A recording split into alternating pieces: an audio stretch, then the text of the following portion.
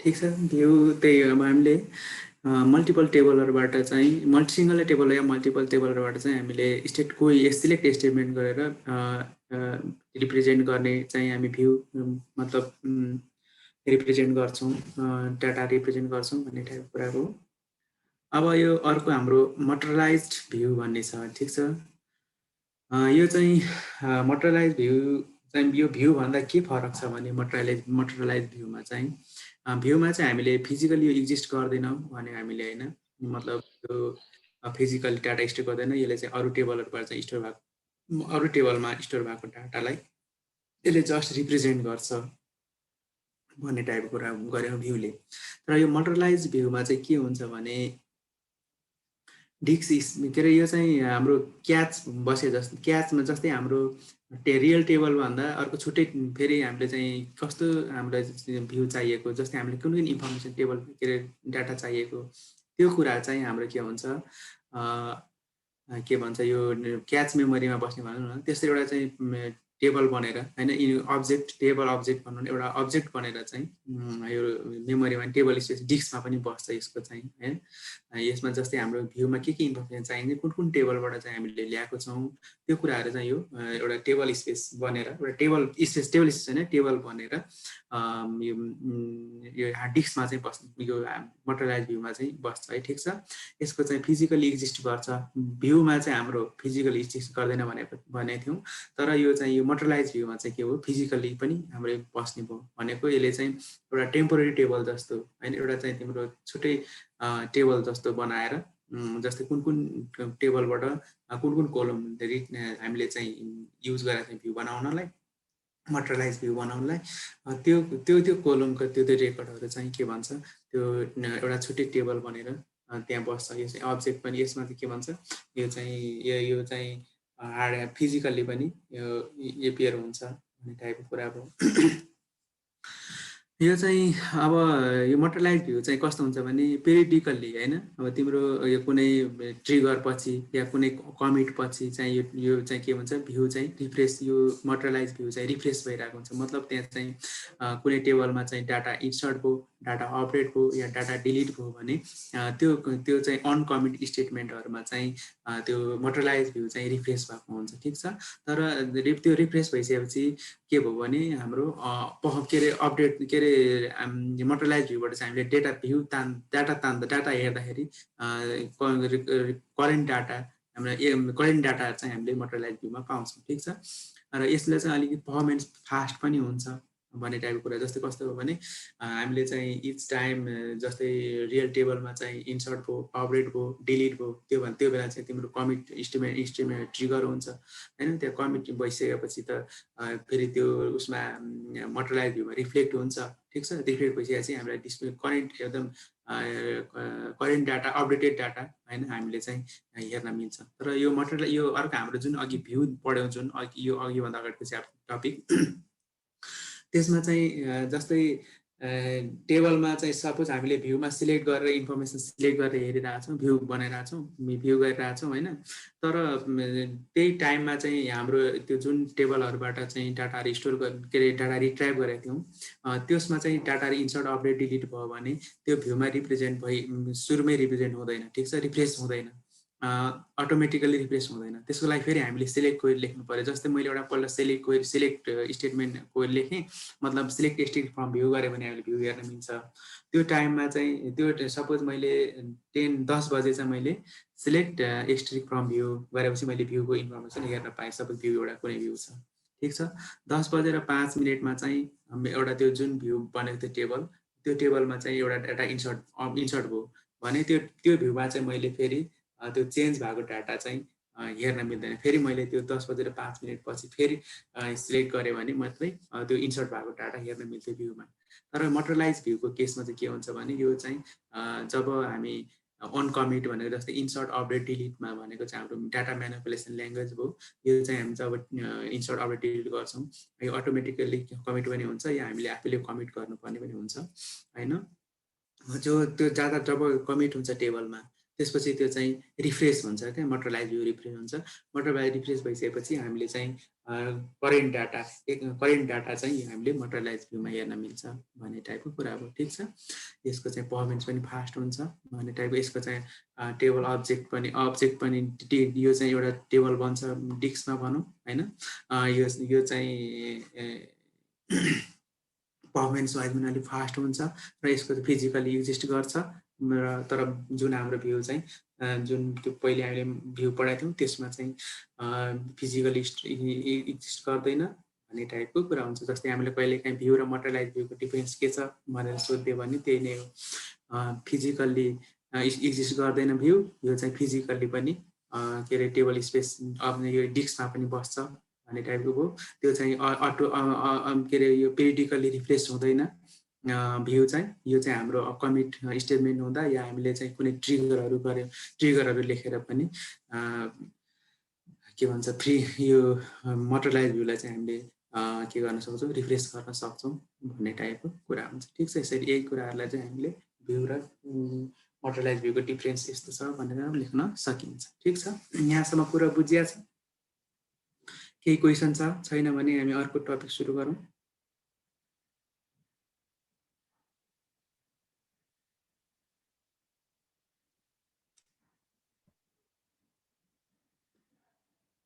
अर्को सुरु गर्छु है त म त्यसो।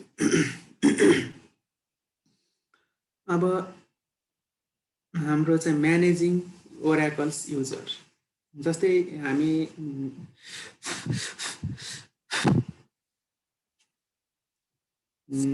जति पनि एप्लिकेसनहरू चलाउँछौँ होइन, अब हामीले तिमीहरूले हामीलाई थाहा छँदैछ हामी जस्तै फेसबुक चलाइरहेछौँ, जस्तै हामीले अहिले यही हाम्रो फ्युज मेसिन चलाइरहेछौँ, फ्युज क्लासरुम चलाइरहेछौँ होइन, तिम्रो हामीले जुम चलाइरहेछौँ। सबैको चाहिँ लागि चाहिँ के हुनुपर्छ, युजर नेम पासवर्ड हुनुपर्छ भन्ने हामीलाई थाहा छँदैछ। कुनै न्युज पोर्टलहरू त्यसको लागि हामीले जुन हामी एज अ कस्टमर हेर्नको लागि त छैन, तैपनि अब एडमिन भएर कसैले न्युज अपडेटहरू गरेर राख्छ भने त्यसको लागि पनि युजर नेम पासवर्ड चाहियो। ठिक छ, अब यो हाम्रो ओराकल ओराकलमा पनि तिम्रो डाटाहरू के अरे मतलब यो डाटाबेस म्यानेजमेन्ट सिस्टममा पनि डाटाबेस एक्सेस गर्न होइन, त्यहाँ तिम्रो डाटाहरूलाई चाहिँ मेनिपुलेटहरू गर्न, त्यहाँ त डिटिएल डाटा डेफिनेसन ल्याङ्ग्वेज भन्छ, टेबलहरू क्रिएट अल्टर गर्न, डाटा मेनिपुलेसन भन्छ, के भन्छ इन्सर्ट अपडेट डिलिट गर्न होइन, ब्याकअपहरू गर्न, रिस्टोरहरू गर्न, तिम्रो इन्डेक्सिङहरू गर्न होइन, जति पनि डाटाबेसमा हामी एक्टिभिटिजहरू गर्छौँ त्यसको लागि हामीलाई युजर चाहिन्छ, अथेन्टिकेट युजर चाहिन्छ, अथेन्टिकेसन पनि चाहिन्छ भन्ने टाइपको कुरा हो। ठिक छ, युजर म्यानेजमेन्ट युजर चाहिन्छ भन्ने टाइपको कुरा। अनि अब त्यसपछि यो डाटाबेसमा यो डाटाबेसमा मात्रै होइन, जहाँ पनि हामीलाई युनिक चाहिँ कुरोमा हाम्रो एकाउन्ट चाहिन्छ भन्ने टाइपको कुरा हुन्छ। यो ओराकलले पनि युनिक इन्फर्मेसन चाहिन्छ, unique database unique user name चाहिन्छ भन्ने टाइपको कुरा भइहाल्यो। तर जहाँ पनि हाम्रो होइन, जस्तै तिमीहरूले कति ठाउँमा ट्राई गरे होला, जस्तै जिमेल बनाउन ट्राई गर, यो अलरेडी एक्जिस्ट, यो युजर नेम अलरेडी एक्जिस्ट भने होला होइन, तिम्रो फेसबुकमा बनाएको त्यही होला, तिम्रो इन्स्टाग्राममा बनाउँछ होला त्यही होला, लिङ्कडिनमा त्यही होला। मतलब भन्नु खोजेको युनिक चाहिँ युजर हुनुपर्छ भन्ने टाइपको कुरा हो। युनिकली आइडेन्टिफाई गराउने केसहरूमा कसैले इमेललाई चाहिँ युनिक गराएको हुनसक्छ होइन, कसैले चाहिँ तिम्रो फोन नम्बरलाई युनिक गराएको हुनसक्छ, कसैले चाहिँ युजर नेमलाई नै युनिक गराएको हुन्छ। त्यो रिक्वायरमेन्ट अनुसार फरक हुनसक्छ भन्ने टाइपको कुरा हो। र डाटाबेसमा पनि युनिक युजर चाहिँ के हुनुपर्छ, युनिक हुनुपर्छ भन्ने खालको कुरा हो। ठिक छ, यो युनिक युजर हो। युनिक युजरलाई चाहिँ हामीले कुन युजरलाई कुन प्रिभिलेज दिने, के अथेन्टिकेसन गराउने होइन, त्यो भयो भने चाहिँ के हुन्छ, हामीलाई चाहिँ सेक्युरिटी पर्पजको लागि होइन के अरे युजरलाई चाहिँ त्यो अनुसारको प्रिभिलेज दिन सजिलो हुन्छ। जस्तै कस्तो भने एउटा अर्गनाइजेसन छ, त्यसमा डेटाबेस छ, ठिक छ, सपोज सिम्पल त्यो अर्गनाइजेसन भन्दा पनि जस्तै म कलेजको कुरा गर्छु, कलेज म्यानेजमेन्ट सिस्टम छ एउटा, ठिक छ। कलेज म्यानेजमेन्ट सिस्टममा चाहिँ तिम्रो सपोज एक्जिक्युटिभहरू होला, प्रिन्सिपलहरू हुनुहुन्छ, कोअर्डिनेटर सरहरू हुनसक्छ, त्यसपछि ती सरहरूको स्टुडेन्टहरूको, ठिक छ। अब स्टुडेन्टहरूलाई रोल त्यस्तै खालको भ्यू लेभलको रोलहरू दिन सकियो, टिचरहरूलाई पनि भ्यू लेभलको रोलहरू दिन सकियो होइन। हेर्नलाई रिड गर्ने भनौँ न, रिड सेभ गर्ने, एचओडी सरहरूलाई रिड राइटको हुनसक्छ तिम्रो के भन्छ डिपार्टमेन्ट वाइज होइन। तर प्रिन्सिपल सर अनि डिरेक्टर सरहरूलाई चाहिँ सब ओभरअल डिपार्टमेन्टको चाहिँ एक्जिक्युटिभ टिम के दिन सकिन्छ रोलहरू, कि सबैलाई चाहिँ एडिट गर्ने, अपडेट गर्ने, डिलिट गर्ने दिन सकिन्छ, ठिक छ।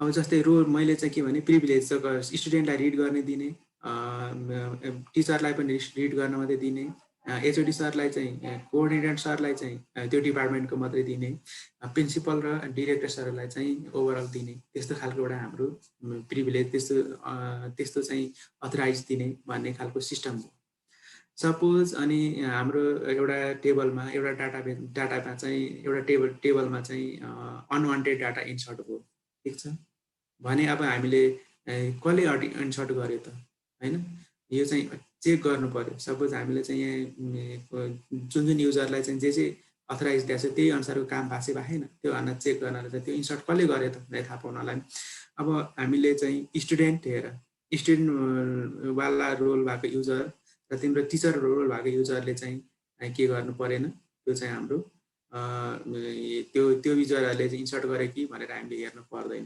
किनभने त्यो स्टुडेन्ट र टिचरलाई त रिड मात्रै रोल छ, रिड मात्रै एसेस छ, उसलाई चाहिँ राइट एसेस नै छैन होइन, ठिक छ। त्यसपछि अब डिपार्टमेन्ट वाइजको कुरा गर्दाखेरि अब सपोज अब एचओडी सरले या कोअर्डिनेटर सरले चाहिँ इन्सर्ट गर्नुभयो कि भन्ने खालको कुरा हुनसक्छ होइन। त्यो केसमा चाहिँ जस्तै कुन डिपार्टमेन्टको हो त, सिभिल डिपार्टमेन्टको हो भने सिभिलको सरको मात्रै एसेस छ, अरू सरको हेर्नै परेन होइन।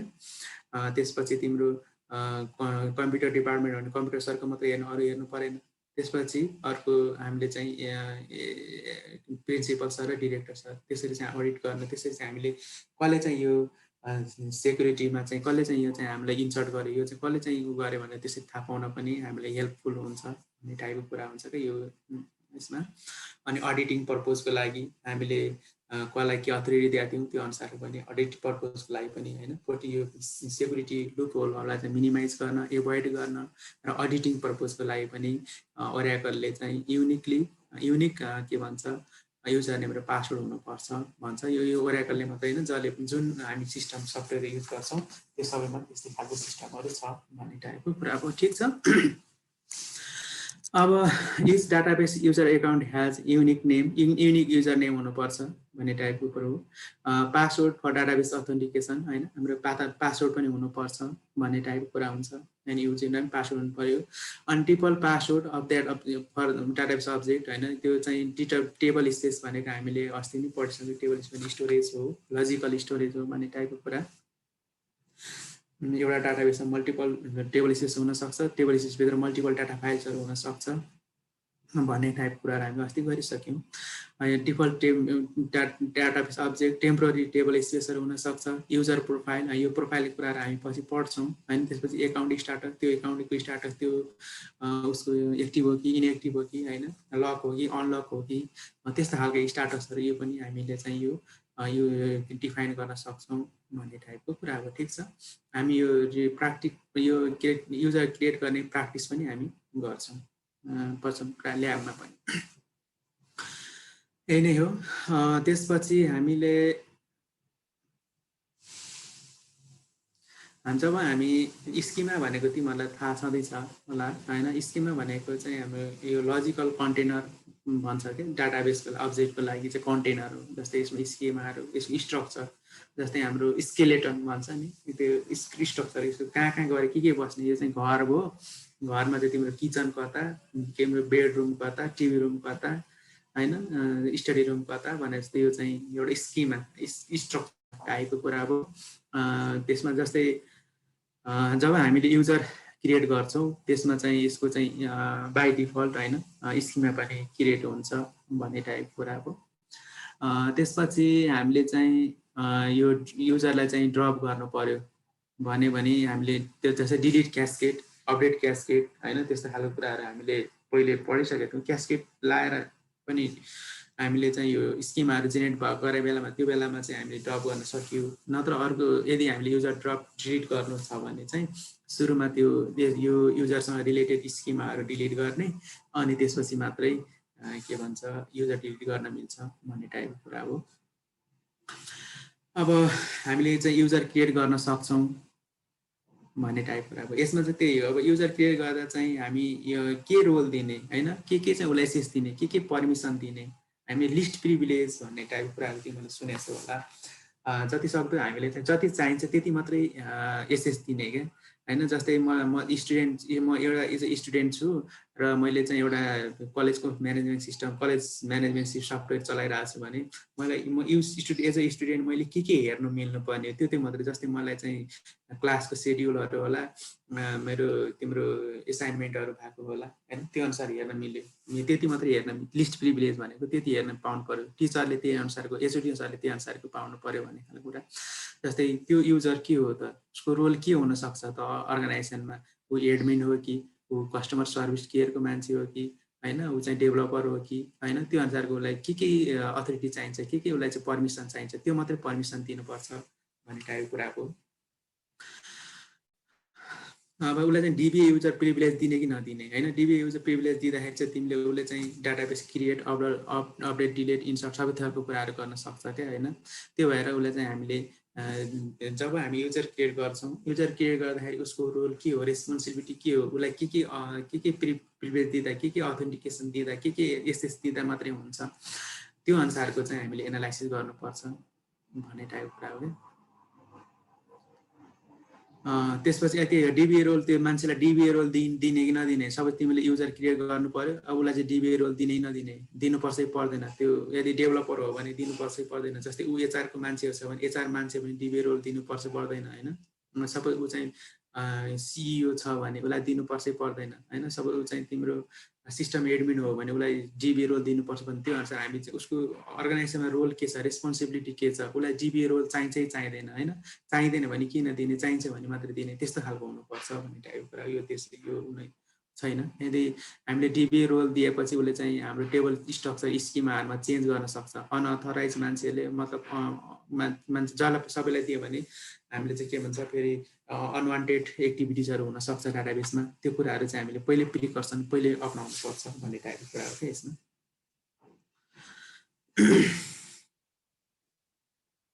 अनि त्यसपछि यसमा अरू कुरा हामीले पासवर्डहरू होइन, पासवर्ड चाहिँ हामीले एक्सपायर गर्ने कि नहुने। जस्तै बेला बेलामा जस्तै पासवर्ड 1 मन्थ 30 डेज या तिम्रो 2 विक्स होइन 16 डेज, त्यस्तोमा चाहिँ हामीले पासवर्ड एक्सपायर गरेर राख्ने कि नगर्ने त्यस्तो खालको पनि मिलाउनु मिल्छ यसमा।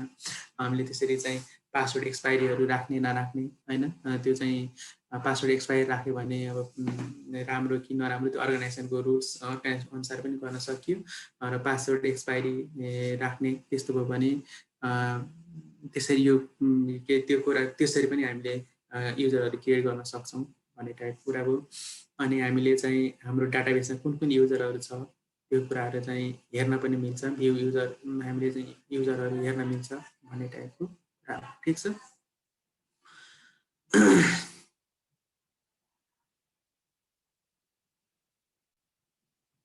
अब हामीले चाहिँ अल्टर युजरलाई चाहिँ अल्टर पनि गर्न सक्छौँ भन्ने टाइपको कुरा हो। यसमा चाहिँ अल्टरिङ युजर भन्ने टाइपको यो युजर अल्टर गर्दाखेरि चाहिँ हामीले युजर नेम चाहिँ अल्टर गर्न मिल्दैन होइन। त्यो बाहेक चाहिँ तिम्रो के भन्छ table space, temporary table space होला, युजर नेम होइन, युजर नेम चाहिँ चेन्ज गर्न मिल्दैन। पासवर्डहरू चाहिँ के गर्नु पर्छ, हामीले अल्टर गर्न चेन्ज गर्न मिल्छ भन्ने टाइपको कुरा हो। ठिक छ। हामीले चाहिँ अब युजर नेमै चेन्ज गर्नु पर्यो। सपोज मलाई चाहिँ युजर नेमै चेन्ज गर्नुपर्ने केस आयो भने चाहिँ हामीले कि त्यो युजर नेम ड्रप गर्नु पर्यो तर रिक्रिएट गर्नुपर्छ, अथवा हामीले चाहिँ त्यो युजर एक्जिस्ट गर्न दिएर, मतलब त्यो सपोज युजर ए भन्ने थियो त्यो चाहिँ त्यसको चाहिँ मलाई रिनेमै गर्नुपर्ने भयो भन्ने चाहिँ हामी रिनेम गर्न सक्दैनौँ। त्यसको लागि सपोज युजर ए थियो तर हामीले चाहिने युजर बी हो भने युजर बी बनाउने, युजर ए पनि एक्जिस्ट छँदैछ होइन भने हामीले युजर बी बनाउने, युजर एलाई चाहिँ डिलिट गर्ने, ड्रप गर्ने, त्यसरी गर्न सक्छौँ। हामीले रिनेम गर्न चाहिँ सक्दैनौँ। तर हामीले पासवर्ड एक्सपायर राख्ने नराख्ने, अनलक गर्ने कि लक गर्ने होइन, तिम्रो टेबल स्पेसको साइजहरू बढाउने घटाउने, तिम्रो टेबल स्पेसमा टेम्पोररी टेबल स्पेस कुन, तिम्रो डिफल्ट टेबल स्पेस कुन होइन, त्यो कुराहरू चाहिँ हामीले डिफाइन गर्न सक्यौँ, छुट्याउन सक्यौँ। अनि त्यसपछि अरू कुरो के अरे अरू कुरा हामीले पासवर्डहरू चेन्ज गर्न सक्यौँ। त्यो कुराहरू चाहिँ हामी गर्न सक्छौँ, तर युजर नेमै चेन्ज गर्न चाहिँ अल्टर गर्न चाहिँ सक्दैनौँ भन्ने टाइपको कुरा हो। अब यो लकिङ एन्ड अनलकिङ युजर भनेको अब हामी लक युजरहरूलाई चाहिँ सपोज हामीले टेम्पोररी डिनाइ एसएस डिनाइ गर्नु पर्यो होइन कुनै युजरहरूलाई भने त्यो युजरलाई चाहिँ हामी लक गरिदिन सक्छौँ होइन। त्यो लक गरिसकेपछि उसले चाहिँ डाटाबेसमा कनेक्सनहरू गराउन सक्दैन, उसलाई चाहिँ एलो हुँदैन क्या। जब हामीले चाहिँ कुनै युजरलाई लक गर्छौँ त्यो बेलामा चाहिँ हाम्रो के हुन्छ, युजरले एसेस गर्न मिल्न सक्दैन। त्यसलाई त्यसपछि हामी अनलक पनि गर्न सक्छौँ, लकिङ मात्रै गरेर राखेर पनि सक्छौँ। त्यो भनेको चाहिँ तिम्रो अब रिक्वायरमेन्ट अनुसार कुनै युजरलाई चाहिँ मैले लक गर्नुपर्ने पर्यो, सस्पेन्ड गर्नु पर्यो टाइप भनौँ न, लक गर्नु पर्यो भने उसलाई चाहिँ लक गरिदिने, त्यसपछि उसले चाहिँ त्यो डाटाबेसमा एक्सेस गर्न सक्दैन, उसलाई चाहिँ त्यो एलो छैन, कनेक्सन हुन सक्दैन, त्यस्तै खालको मेसेजहरू जान्छ भन्ने टाइप कुरा हो। अनि हामीले चाहिँ ड्रप पनि गर्न सक्छौँ युजरलाई होइन। अब यो युजरको चाहिँ ड्रप गर्नुभन्दा अगाडि चाहिँ हामीले ध्यान दिनुपर्ने दुईवटा कुराहरू छ होइन। यो सुरुमा चाहिँ हामीले टेम्पोररी त्यो एसएस डिनाइ गर्ने र त्यसपछि त्यो उसको स्किमाहरूलाई चाहिँ होइन हामीले चाहिँ के भन्छ एक्सपोर्ट गर्न पनि सकियो। कुनै त्यो डाटा त्यो युजरलाई चाहिँ ड्रप गर्नुभन्दा अगाडि होइन उसको चाहिँ इन्फर्मेसनहरू होइन टेबलहरूबाट गर्न स्किमाहरूबाट गर्न चाहिँ हामीले कुनै एउटा त्यसलाई चाहिँ एक्सपोर्ट गरेर त्यो इन्फर्मेसन एक्सपोर्ट गरेर राखेर चाहिँ हामीले डिलिट गर्न के अरे त्यसपछि चाहिँ युजर ड्रप गर्न सक्छौँ। अर्को चाहिँ पहिले सुरुमा त्यो अनलक गरेर राख्ने होइन, टेम्पोररीले चाहिँ त्यसलाई एसेस गर्न नदिने, त्यसपछि त्यो उसको हामीले चाहिँ स्किमाहरू चाहिँ प्रिजर्भ गरिसकेपछि अनि फेरि त्यसलाई चाहिँ हामी त्यो युजर डिलिट गर्ने। सुरुमा चाहिँ टेबल एक्सपोर्ट गर्ने स्किमा त्यो युजरसँग रिलेटेड स्किम टेबल स्किमाहरू चाहिँ एक्सपोर्ट गरेर राख्ने एउटा सिनारियो भयो भने, अर्को चाहिँ त्यो युजरलाई टेम्पोररीली अनलक गर्ने र त्यसले युज गरेको त्यसको स्किमाहरू चाहिँ प्रिजर्भ गर्ने र डिलिट गर्ने। त्यसरी चाहिँ हामी ड्रप गर्न सक्छौँ भन्ने टाइपको कुरा हो। यहाँसम्म केही क्वेसन कन्सर्न छ, बुझिरहेको छौ कि बुझिरहेको छैनौ, केही क्वेसनहरू छ?